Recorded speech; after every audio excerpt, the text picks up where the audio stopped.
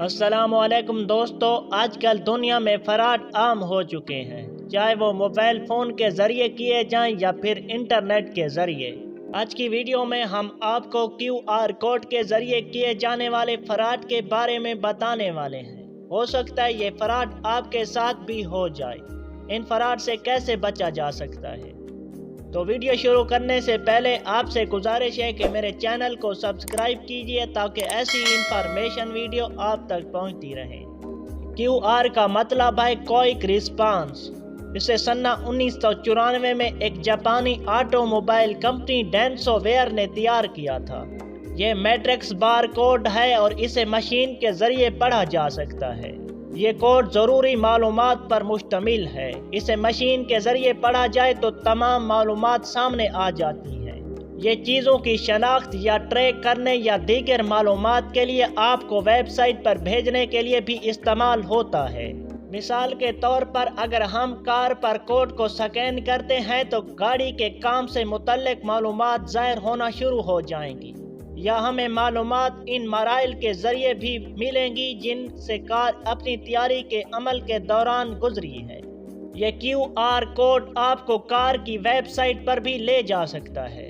जल्दी दूसरी संतों ने भी इसे अपना लिया। इसकी सहूलत इसे अपनाने का मुहर्रिक बन गई। ये UPC बार कोड से ज़्यादा मालूमात को ज़ख़ीरा कर सकता है। जापान में कमरों में भी QR कोड इस्तेमाल किए जाते हैं। जैसे ही आप ये कोड स्कैन करेंगे, तमाम ताज़ीती मालूमात आपके मोबाइल फ़ोन के स्क्रीन पर ज़ाहिर हो जाएंगी। हम QR कोड में अपने बैंक अकाउंट और क्रेडिट कार्ड की तफसीलात भी दर्ज कर सकते हैं। हम इसे इस तरह से भी डिज़ाइन कर सकते हैं कि ये अदायगी करने वाले के लिए भी काम कर सके।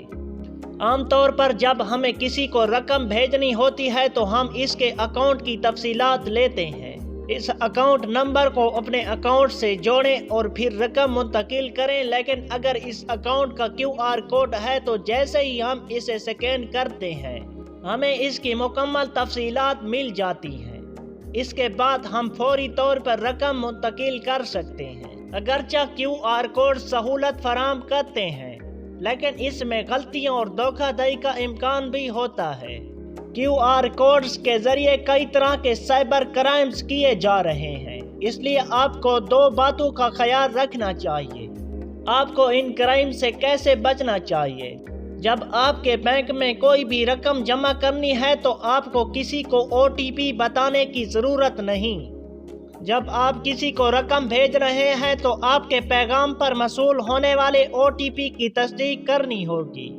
अगर आपके अकाउंट में कोई अदायगी मौसूल होनी है तो किसी QR कोड को स्कैन करने की ज़रूरत नहीं। किसी भी अकाउंट में सिर्फ अदायगी करते वक्त QR कोड को स्कैन करना होता है।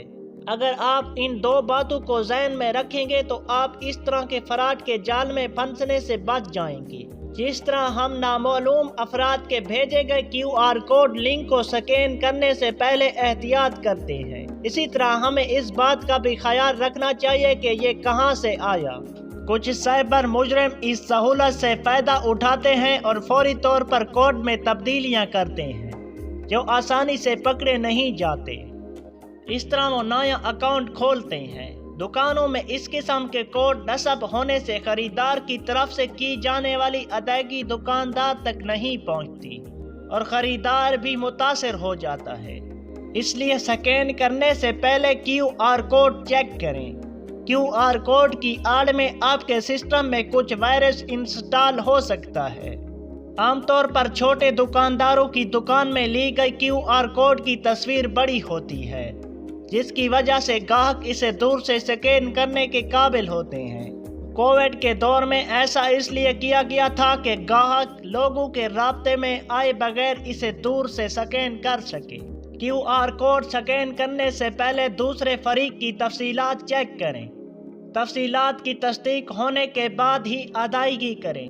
अगर स्कैनर या इनके कोड में कोई खराबी है तो ये हमें फौरी तौर पर मतला करेगा। आपके अकाउंट से अदायगी की तस्दीक होने के बाद यकीनी बनाएं कि रकम मुतल्लिका शख्स तक पहुंच गई है। اگر آپ کے اکاؤنٹ سے رقم کاٹی گئی ہے اور جو شخص اسے حاصل کرنا چاہتا ہے اس تک نہیں پہنچی تو فوری طور پر متعلقہ ایپ کے ذریعے بینک سے رابطہ کریں۔ اس سے نقصان کا امکان کم ہو جاتا ہے۔ نہ صرف کیو آر کوڈ کے معاملے میں بلکہ کسی بھی ڈیجیٹل ادائیگی میں کوئی جلدی نہیں ہونی چاہیے۔ رقم حاصل کرنے میں کچھ وقت لگتا ہے۔ عام طور پر ادائیگی ایپ کے ساتھ ایک کیو آر کوڈ منسلک ہوتا ہے۔